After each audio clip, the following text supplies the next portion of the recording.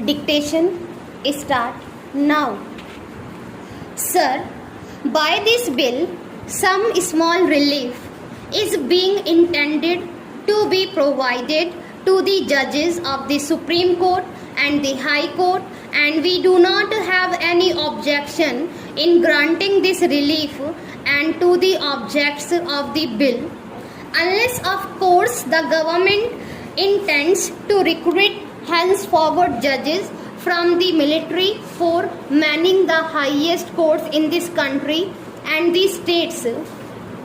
But sir, what we object to is the method of piecemeal legislation on important matters like the salaries of judges.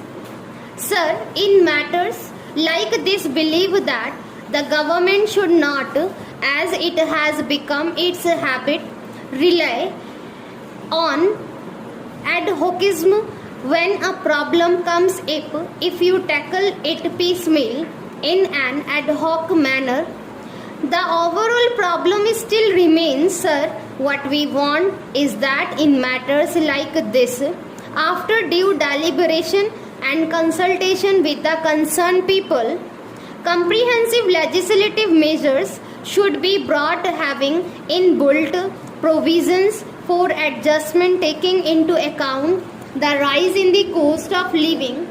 Thanks to the economic policy, sir, we know that this is the only service where the emoluments have gone down since the days of independence, and probably that had promoted by honorable friend to come out of his job as soon as he got an opportunity. Now this is almost a vicious circle. We do not get good people unless we offer them good emoluments, and we also don't have a good judiciary unless we get good people. This is the vicious circle.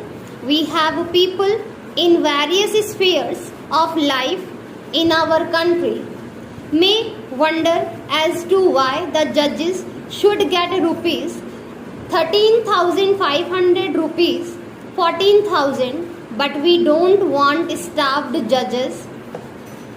Sir, we ought to have at least in the higher judicial service advocate for all, the whole judiciary up to the lowest subordinate courts, judges with proper emoluments and proper terms and conditions of service. But in the context of the setup that we have in this country, the role of the judiciary has to be acknowledged.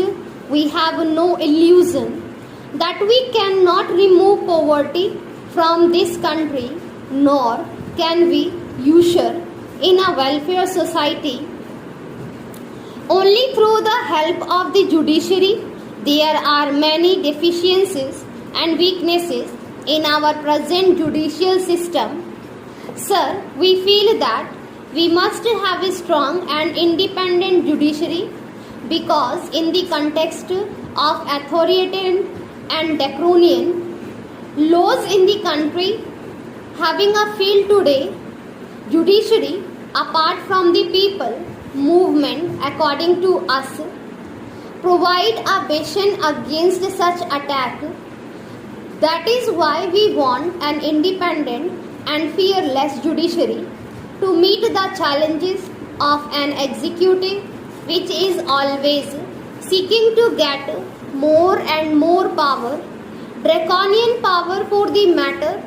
We have no doubt that in the days to come, when incompetence, the inefficiency and the malfunctioning of this government are more and more exposed, there will be greater and greater risk of more and more draconian and dictatorial powers being arrogated by this executive.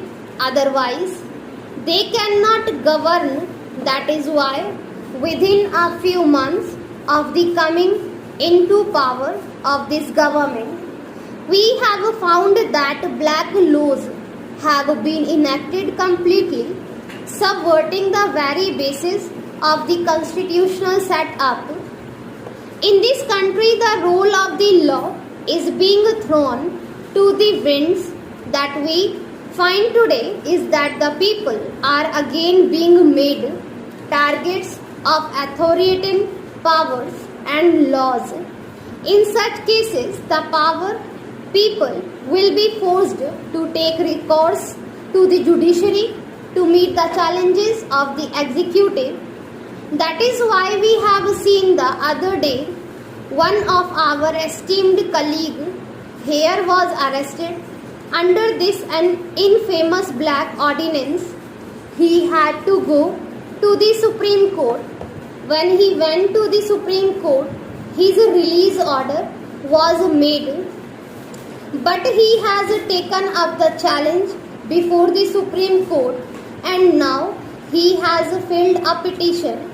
I hope he succeeds against this black ordinance. Therefore, although we have no illusion, we cannot afford in this country a weak judiciary or a judiciary which is not able to withstand the other influences which may be brought to bear up on them.